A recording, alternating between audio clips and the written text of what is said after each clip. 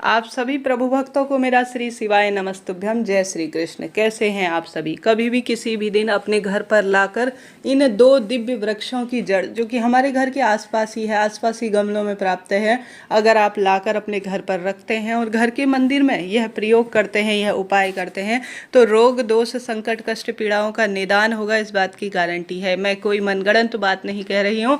प्रत्येक गुरुजन इसके बारे में जानकारी देते हैं, तो वही बात आप सभी तो सरल शब्दों में साझा करने जा रही हूँ। ध्यान से सुनिएगा। हार गए हैं, थक गए हैं, कई तरह के पूजा दीपदान उपाय नियम सब करके देख लिया, परंतु कहीं कोई रिजल्ट नहीं मिलता है, तो एक बार यह प्रैक्टिकल करके तो देखिए। समय और भाग्य, नवग्रहों की दशा ऐसी बदलेगी कि आप खुली आंखों से चमत्कार देखेंगे। यह उपाय कोई जो है टोटका नहीं है, कोई ऐसा वो नहीं है कि आप कर ना पाए। बहुत सरल है, आप कर लेंगे। तो आपको कैसे करना है, कब करना है, तो इसके लिए आपको पूरा वीडियो देखना पड़ेगा। आधा अधूरा वीडियो आप छोड़ देंगे तो आपको जो है उपाय पूर्ण रूप से समझ में नहीं आएंगे। पहला उपाय बताने जा रही हूँ, पहली जड़ बताने जा रही हूँ। दोनों में से कोई एक जड़ भी घर ले आते हैं तो भाग्य आपका उसी समय बदलने लगता है। इतना मुझे विश्वास है, इतनी मैं गारंटी आपको दे रही हूँ। तो पहले मैं बात कर रही हूँ बेलपत्र वृक्ष की जड़ की। यह बेलपत्र वृक्ष की जड़ कोई साधारण नहीं है। यह भगवान शिव का स्वयं जो है स्वरूप है। माँ गौरा का स्वयं एक स्वरूप है, एक अंश है। बेलपत्र वृक्ष कहीं आसपास होगा, उसकी जड़ ले आइए। जड़ नहीं मिलती है तो छाल लेकर आइए। बेलपत्र से संबंधित कोई भी वस्तु चमत्कार करती है, आप सब जानते हैं। कभी भी किसी भी दिन बेलपत्र वृक्ष की या तो जड़ उखाड़ कर लाइए या आप छाल उखाड़ कर लेकर आइए। आप सभी को क्या करना है कि इसके कई प्रयोग है, कोई एक ही प्रयोग नहीं। ध्यान से सुनिएगा।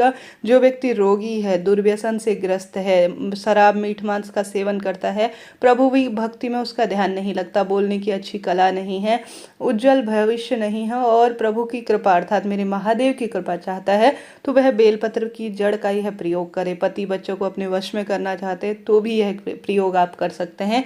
आपको लेना है थोड़ा गंगाजल, बेलपत्र वृक्ष की जड़ आप लेकर आइए। घर के मंदिर में करते हैं तो अति उत्तम है, नहीं तो महादेव के मंदिर में आप करिएगा, ज़्यादा जल्दी चमत्कार आपको देखने को मिलेगा। बेलपत्र की जड़ को आपको किसी पत्थर पर आपको घिस लेना है अपने हाथों से, ठीक है। बेलपत्र की जड़ को थोड़ा सा घिस लीजिए और यह आपको चंदन स्वरूप में प्राप्त हो जाएगा। एक लोटा जल ले जाइए और गोलबत्ती का घी का दीपक महादेव के मंदिर में ले जाइए और वहाँ पर बैठकर श्री शिवाय नमस्तुभ्यम या महामृत्युंजय मंत्र का उच्चारण करते हुए आपको शिवलिंग का अच्छी तरह से, बेलपत्र की जड़ को आप पत्थर पर घिसेंगे तो यह चंदन स्वरूप में आपको प्राप्त हो जाएगा। आपको इससे शिव का श्रृंगार करना है।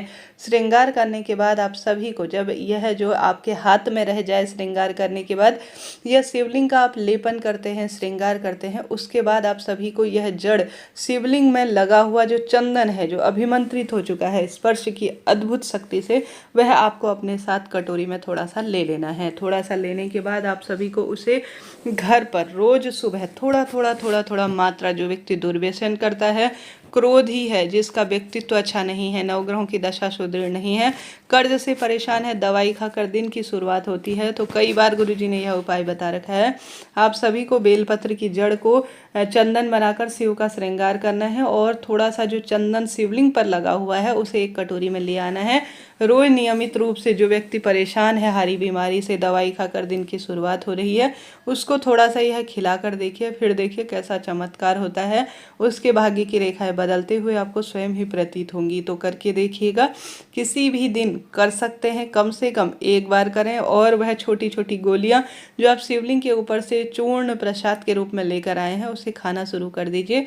रोग उसी क्षण आपका कटना प्रारंभ हो जाएगा। तत्काल सभी तरह के दोषों से भी मुक्ति मिलना शुरू हो जाएगी। तो जीवन में हार रहे हैं, दुख पा रहे हैं, कष्ट कर्ज से घिरे हुए हैं, तो आप सभी कभी भी किसी भी शुभ तिथि में यह एक प्रयोग करके देखिएगा। सरकारी नौकरी के अवसर बनेंगे, बुद्धि एकाग्र होगी, ट्रांसफर के अवसर बनेंगे, क्योंकि मेरे महादेव को सबसे अधिक प्रिय है वह है बेलपत्र।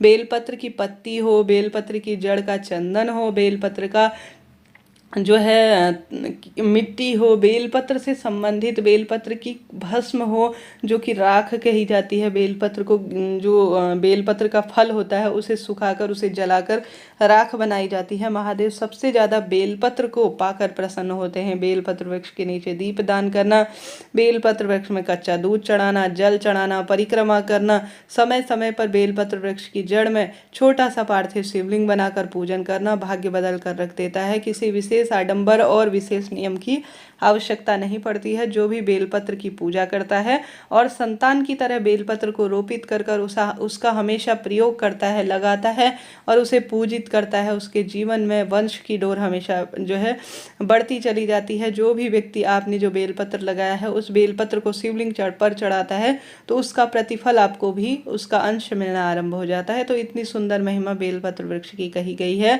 तो आप सभी को बेलपत्र का यह कार्य उपाय करना है और भाग्य की रेखाओं को प्रबल करना है।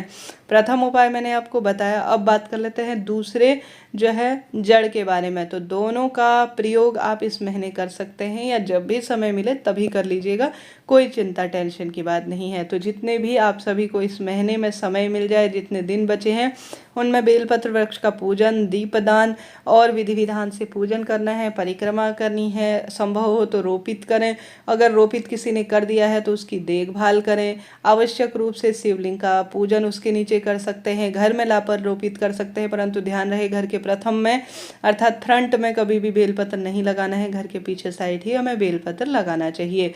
तो इस तरह से यह प्रथम जड़ की बात कर ली। अब दूसरे जड़ की बात कर लेते हैं, वह है तुलसी। ठीक है जी, तुलसी की जो जड़ है वह अपने आप में अद्भुत होती है। गुरु जी कहते हैं तुलसी की जड़ हो या तुलसी की लकड़ी हो, उसे घिसकर किसी पत्थर पर अगर आप उसका हरी चंदन बना लेते हैं, तुलसी की लकड़ी ले लेनी है या तुलसी का जड़ ले लेना है, किसी पत्थर पर उसे हल्का हल्का घिस लेना है।